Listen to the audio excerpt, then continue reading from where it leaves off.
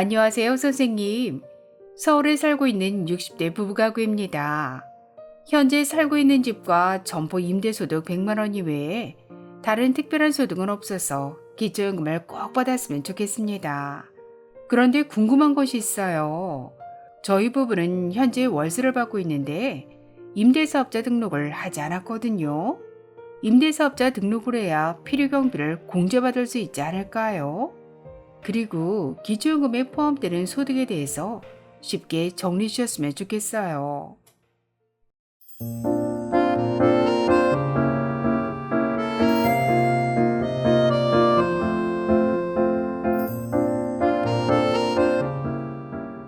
안녕하셨습니까? 행복한 인생 이막 알베르토입니다.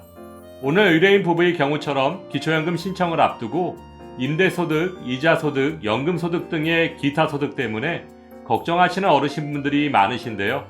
오늘은 기초연금에 반영되는 소득의 종류와 범위, 그리고 언제부터 반영되는지 아주 쉽게 설명해 드리겠습니다.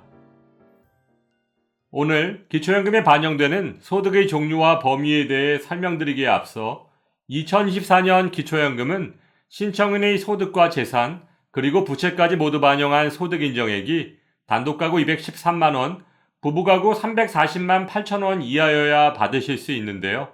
전년도 소득과 재산의 정기조사 결과를 당해년도 4월부터 기초연금에 반영하고 있으므로 이번 4월 25일에도 그 결과에 따라 기초연금이 갑자기 중단되거나 감액되는 경우가 발생할 수 있습니다.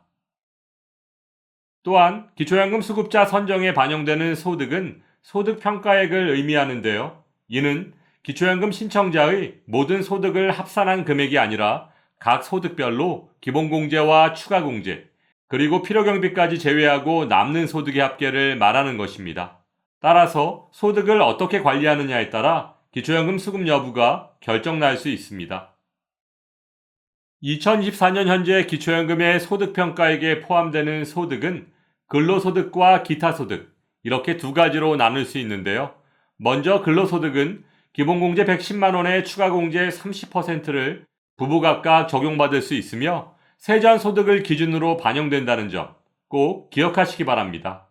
다음 기타소득은 임대소득, 이자소득, 사업소득, 연금소득, 공적 이전소득, 무료 임차소득, 이렇게 6가지로 나눌 수 있는데요.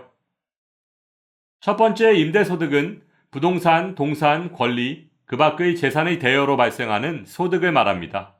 임대소득은 2021년까지는 임대사업자가 아닐 경우 기준시가 9억 원 이하 1주택자가 소유한 주택임대소득에 대해서만 필요경비 42.6%를 공제받을 수 있었지만 2024년 현재는 임대사업자 등록 여부와 상관없이 임대계약서상 임대수입에서 단순경비율, 즉 필요경비를 공제하고 남는 금액만큼을 임대소득으로 소득평가액에 반영하고 있습니다. 참고로 2024년 현재 단순경비율은 주택임대 42.6%, 점포임대 41.5%입니다. 따라서 오늘 의뢰인 부부께서는 점포임대소득 100만원에서 필요경비 41.5%를 공제한 58만 5천원이 소득평가액에 반영됩니다. 두 번째 이자소득은 예금, 적금, 주식, 채권의 이자와 배당에 의해 발생하는 소득을 말하며 행복이음을 통해 조회되는 금융정보, 국세청 종합자료 등의 결과를 적용합니다. 또한 이자소득은 월소득에서 4만원의 기본공제를 차감 후 소득평가액에 반영합니다. 예를 들어 1억 원을 연 3.6% 정기예금에 가입했다면 월 이자소득 30만원에서 기본공제 4만원을 차감한 26만원을 기초연금의 소득평가액에 반영합니다. 또한 이자소득의 반영 시점은 이자를 받은 달이 속한 해의 다음해 4월부터 기초연금에 반영합니다. 따라서 2013년 이자소득이 발생했다면 올해 4월 25일부터 기초연금에 반영됩니다.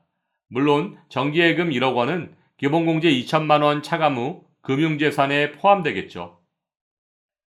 세 번째 사업소득은 소득세법에 따른 도소매업, 제조업 등 기타 사업소득에서 얻는 소득을 말하며 행복이음을 통해 조회되는 국세청 종합소득 자료 중 사업소득이 있는 경우 이를 우선 반영합니다. 또한 보험설계사, 방문판매원, 대리운전기사, 퀵서비스 배달원과 같은 인적용역 제공사업자는 업종별 단순경 비율을 적용해서 사업소득 금액을 적용하고 있습니다. 네 번째, 공적 이전 소득은 각종 법령에 의해 정기적으로 지급되는 각종 수당, 연금, 급여 등을 말하는데요. 국민연금, 산재급여, 보훈급여 등이 공적 이전 소득에 해당되고 연금소득과 마찬가지로 기본공제 없이 100% 소득평가액에 반영됩니다. 단 실업급여는 기초연금의 소득평가액에 포함되지 않습니다. 또한 간혹 공무원연금, 군인연금, 사학연금, 별정우체국연금과 같은 직영연금이 공적 이전 소득에 포함되는지 질문하시는 분들이 계신데요. 직영연금 수급권자 및 그 배우자는 기초연금 수급 대상에서 원칙적으로 제외됩니다. 따라서 직영연금은 공적 이전 소득이라고 볼 수 없습니다. 다섯 번째, 연금소득은 민간연금보험, 연금저축 등으로부터 정기적으로 발생하는 소득을 말하며 연 1, 2회 수령하는 연금의 경우 월간으로 분할해서 반영하는데요. 연금소득은 기본공제 없이 100% 소득평가액에 반영되므로 기초연금에 매우 불리합니다. 하지만 주택연금은 기초연금의 연금소득에 반영되지 않고 오히려 받은 금액의 합계만큼을 부채로 인정해서 차감해준다는 것 꼭 기억하시기 바랍니다.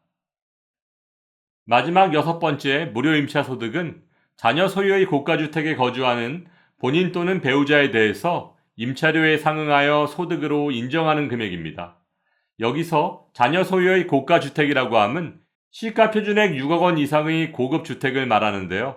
해당 주택 시가표준액의 0.78%를 무료 임차소득으로 부과하고 있습니다. 시가표준액 6억 원의 경우 39만 원, 8억 원인 경우 52만 원, 시가표준액이 10억 원인 경우 65만 원을 신청인의 소득평가액에 반영하고 있습니다. 여기서 한 가지 주의하셔야 할 점은 황혼 육아를 위해 아내만 자녀 소유의 집에 들어가서 사시는 경우가 있으신데요. 이런 경우 자녀 소유의 집이 6억 원 이상이고 아내가 주소를 자녀 집으로 이전했다면 무료 임차소득에 해당된다는 것입니다. 다만 자녀 소유의 주택이 부모가 2011년 7월 이후 증여한 주택이라면 무료 임차소득에 해당되지 않습니다. 그 이유는 증여한 재산은 이미 부모의 기타 증여재산에 포함돼서 매달 자연소비분만큼 감액되고 있기 때문입니다. 아무튼 기초연금 신청을 앞둔 어르신들께서는 무료 임차소득 정말 조심하시기 바랍니다. 네, 그렇군요. 임대사업자가 아니어도 무조건 필요경비를 공제받을 수 있다니 너무 다행이네요. 앞으로 더 좋은 방송 부탁드립니다. 2024년 현재 기초연금은 소득과 재산을 어떻게 관리하느냐에 따라 기초연금 수급 가능 여부가 결정될 수 있습니다. 차분히 준비하셔서 좋은 결과 있으시길 바라며 오늘도 알베르토가 어르신들의 행복한 인생 2막을 응원하겠습니다. 행복한 하루 되세요. 좋아요, 구독, 그리고 알림과 공유는 좋은 콘텐츠를 만드는 힘이 됩니다.